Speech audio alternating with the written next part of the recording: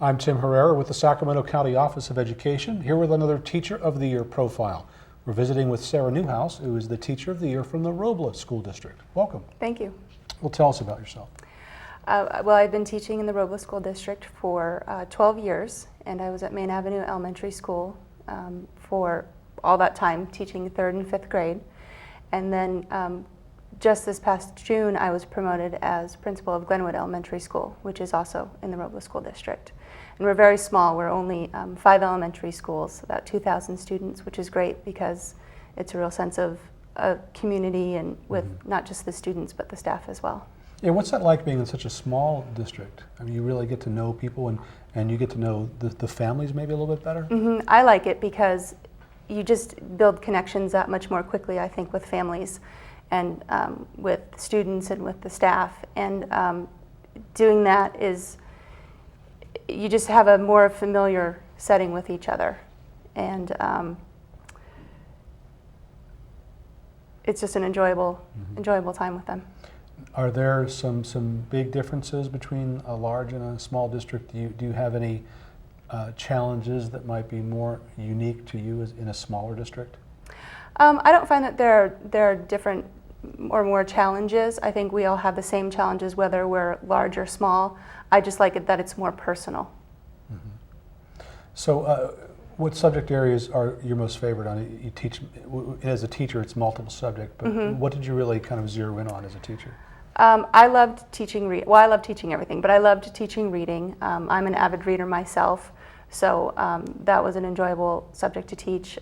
We adopted a new math curriculum, and I was able to experience it this past year, and it was a great program because it incorporated technology and the use of document camera, and the students absolutely loved it. It was really engaging for them, so if it's engaging for them, it's even that much more engaging for me. I really loved the science program as well that we do because children can do lots of hands-on experiments and get their hands dirty, and that was great for them as well.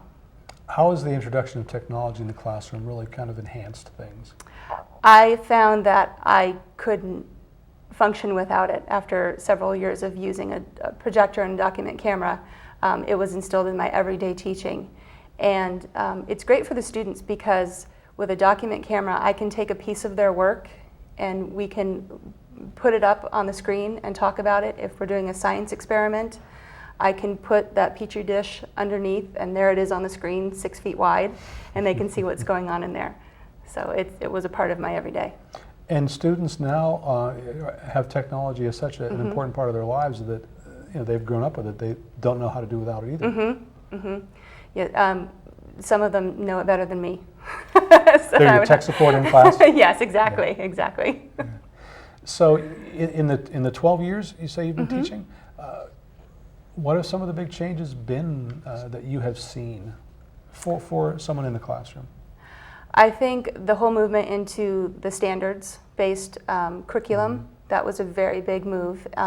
For a number of years, I worked with the Reading Lions Project in the summer, training teachers throughout California in one of the adopted reading programs. And so working with teachers in that way, learning about the standards and how we incorporate them in the classroom and how we have to meet those standards. So that was a big pendulum switch from the start of my teaching until present. And how has that changed for the student? What makes it different for the student? I think well, California has very challenging standards, some of the highest in the country. So the challenge, I think that level raised, but I think also with the standards, students know really specifically what their goals are for the year.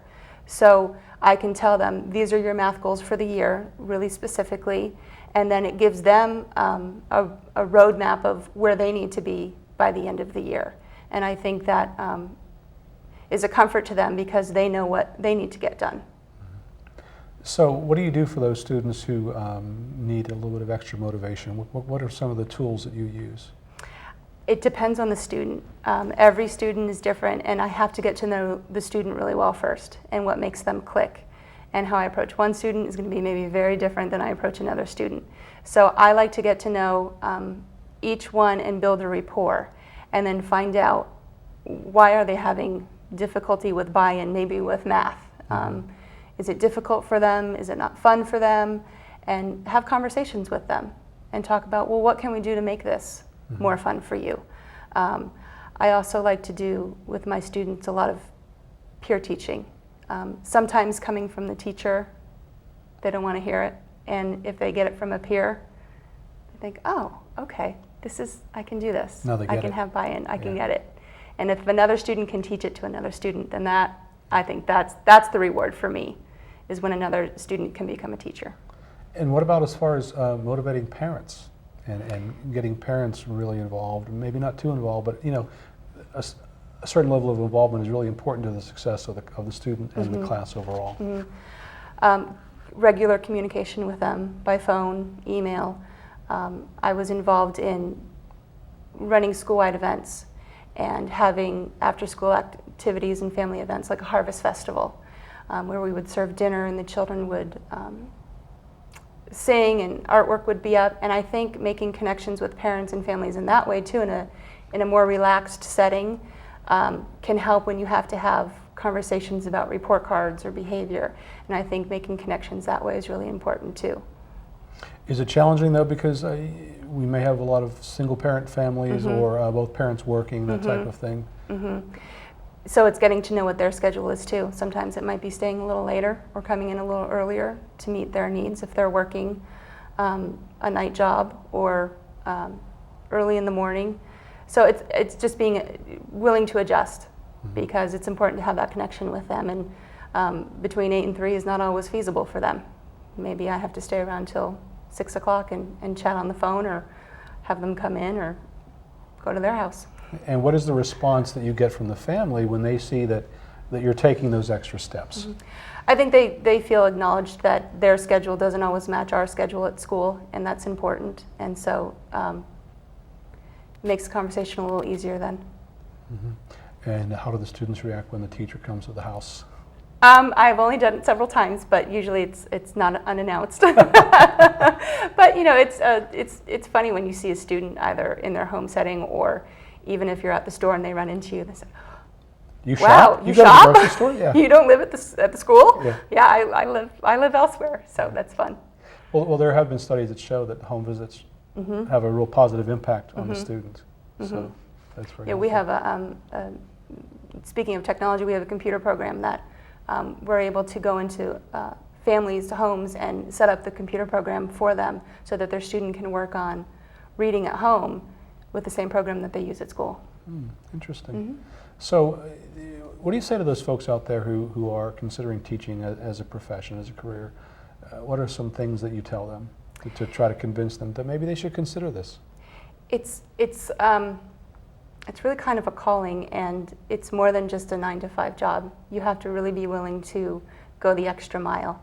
And you get emotionally involved and attached with students, because I really take my students as my own. And you have to be prepared for that. And I work in a district where some of our students go without. And that might not be similar to the lifestyle that I grew up with. And so it can be hard to see that sometimes. So I think you have to be prepared emotionally to sometimes work with children who come from difficult home situations. And to realize that not everybody has the same upbringing that you had. Yeah. So do you feel that someone who's considering this as a profession really needs to go in with eyes wide open? Yes, definitely. And is that how you did it? Actually, I never planned on being a teacher. Really? I have a degree in architecture, and I sort of fell into teaching. I started working with special needs students, autistic preschoolers, and I just really enjoyed it. I came home every day and I felt really fulfilled, and that this was something that I wanted to do. So then I went on and received my teaching credential. So I've been there since. You could say this is almost a surprise career for you. Very much, and I always worked with children in my teenage years with camps and things like that, but I never planned on it, so it's a great choice. And here you are. And here I am. As a Teacher of the Year. Yes. Well, congratulations All right, to you. thank you. We appreciate you spending time with us. We've been speaking with Sarah Neuhaus, who is the Teacher of the Year for the Robles School District. Congratulations. Thank you.